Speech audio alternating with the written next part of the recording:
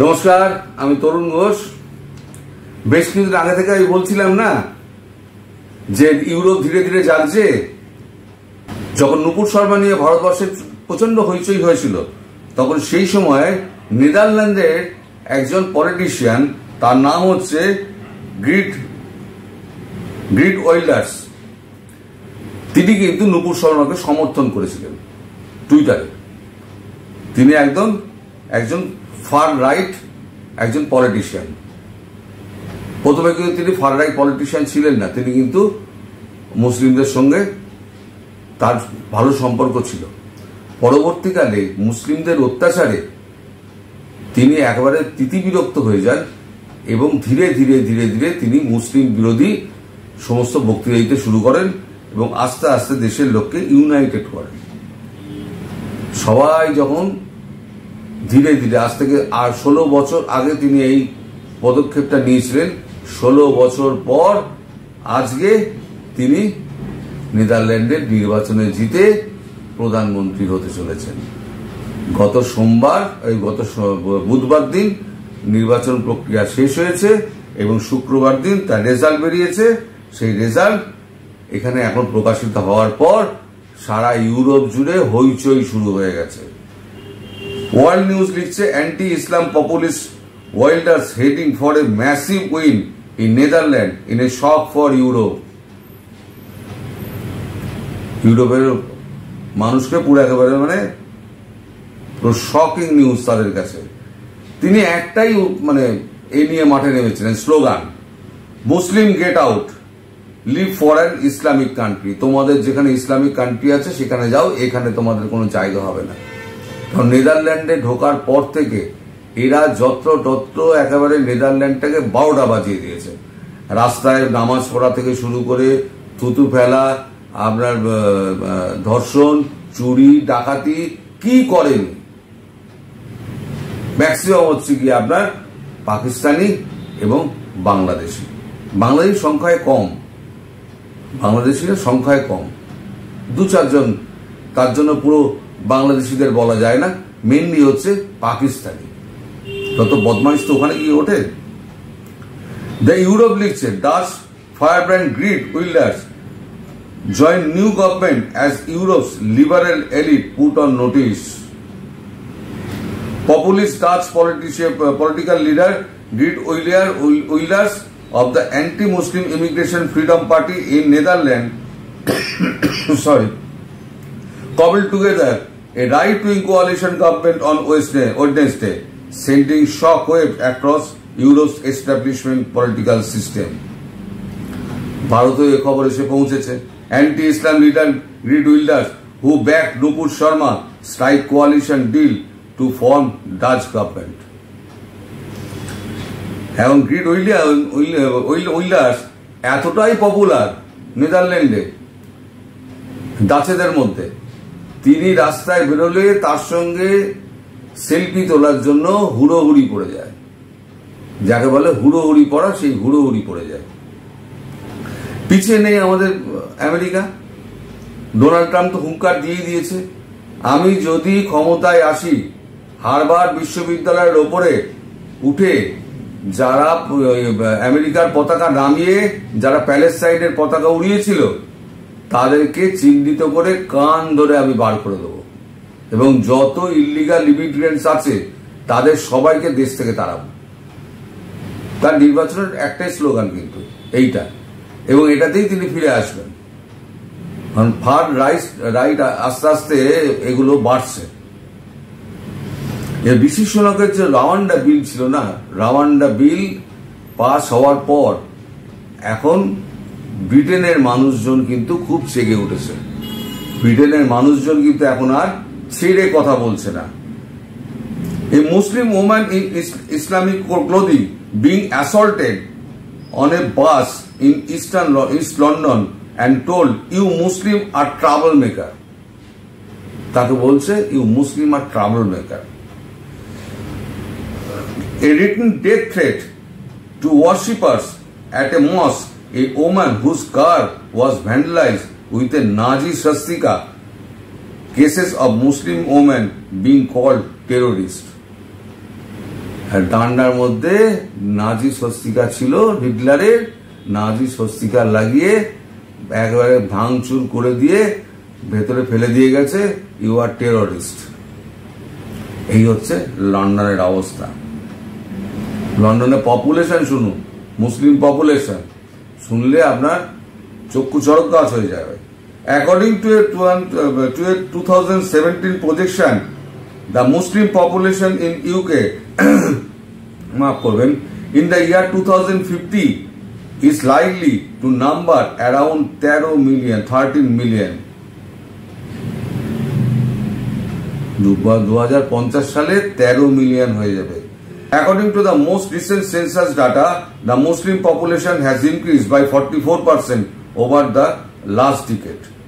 3.9 million Muslims are now living in London, up from 4.9% to 6.5%.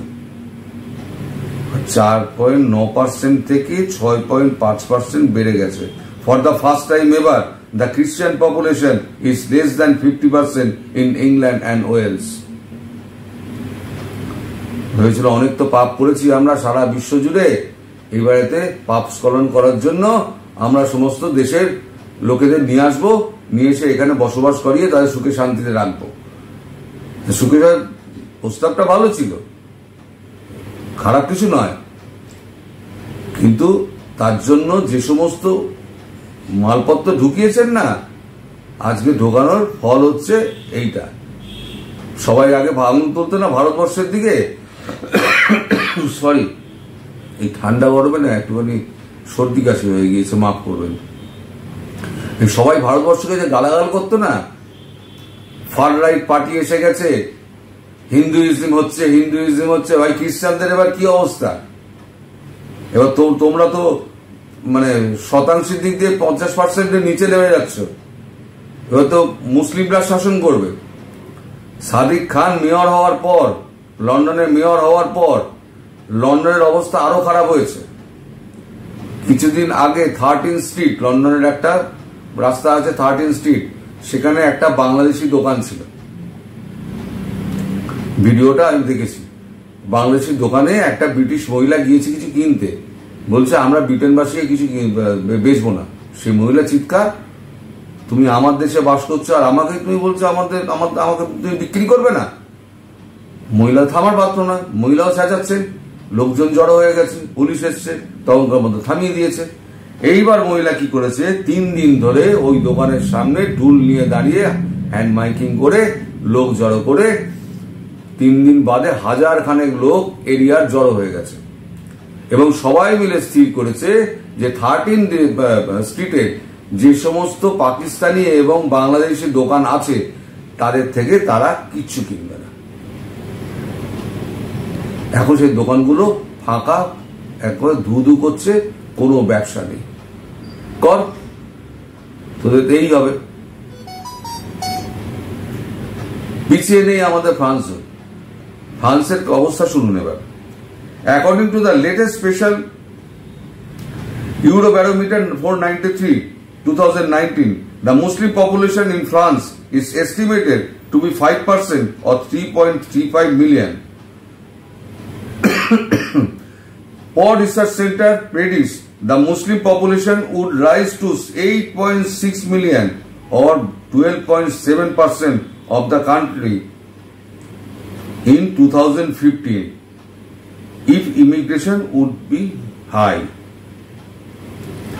মানে আজকে যেটা 3.3 million রয়েছে 2050-এ সেটা 8.6 মিলিয়ন হয়ে যাবে যদি এইভাবে যদি ইমিগ্রেট হতে থাকে। ইমানুয়েল ম্যাক্রো বহুদিন আগে থেকেই উনি বলছেন যে আমাদের এখানে সমস্ত কমাতে হবে, আমরা ইমিগ্রেশন কমাবো। আলটিমেটলি কিন্তু ইমিগ্রেশন দিকে তাদের নজর দিতে হবে। এবারে ওয়াইল্ডার্স যেটা বলেছে, ওয়াইল্ডার্স জেতার পরেতে একটা ভাষণ দিয়েছে, উইনিং স্পিচ যাকে বলে। সে উইনিং স্পিচে তিনি বলেছেন আমি একটা বিশেষ বিল আনবো। এই বিশেষ বিল অনেকটা আমাদের ইন্ডিয়া সিএএ এর মতো। নাম করেছে ইন্ডিয়া সিএ এর মতো, সিটিজেন অ্যামেন্ডমেন্ট অ্যাক্টের মতো। তাতে কি হবে না, সেই বিলে সুপ্রিম কোর্টেরও হস্তক্ষেপ করতে পারবে না সেই বিল যেটা থাকবে, এবং যারা স্থায়ীভাবে বসবাস করছে তারা থাকবে, আর যারা অস্থায়ীভাবে এসছে মানে যারা ছোড়া পথে নেদারল্যান্ডে ঢুকেছে তাদেরকে সমস্ত বহিষ্কার করা হবে। এবং যারা স্থায়ী বসবাসকারী তাদের জন্য কিন্তু একটা কন্ডিশন থাকছে ওই বিলে। কন্ডিশন হচ্ছে, যদি কোনো অপরাধ যদি হয়, যদি এফআইআর হয় পুলিশে, ছোটখাটো অপরাধ হলে জেল, আর যদি বড় অপরাধ হয় তাহলে জেল তো হবে, জেল থেকে বেরোনোর পর দেশ থেকে বহিষ্কার। তিনিও রাওয়ান্ডার মতো একটা কিছু করছেন। ফলে ভারতবর্ষের ওপরে যে একেবারে আমেরিকা ইউরোপ সে চোখ দিয়ে বসছিল যে ফার রাইট একটা দল এসে বসে আছে, তারা এসে হিন্দুইজম তারা করছে, দেশ তৈরি করছে হিন্দুদের জন্য। আরে করছে তো করছে, খ্রিস্টানদের জন্য তো দেশ রয়েছে, মুসলিমদের জন্য দেশ রয়েছে, তাহলে হিন্দুদের জন্য দেশ থাকবে না কেন? মাফ করবে না, সবার দেশ থাকতে পারে, হিন্দুদের কোনো দেশ থাকবে না। আমার দেশ হচ্ছে সবার দেশ। আর যে যা নিজের দেশে বসে আছে, ও বোঝো ব্রিটেন 50% নিচে নেমে যাচ্ছে। সবাইকে আস্তে আস্তে কিন্তু ধীরে ধীরে ধীরে ধীরে ফার রাইট দলগুলো কিন্তু ফিরে আসবে। ফার রাইট দলগুলো এলে পরে হিটলার কিছু না, ওল্ড টেস্টামেন্ট 1 ওল্ড টেস্টামেন্ট 2 পড়ে দেখো ভাই, মুসলিমরা কি খুনি ইতিহাস ইউরোপের, তোমাদের কচু কাটা করে ছেড়ে দেবে।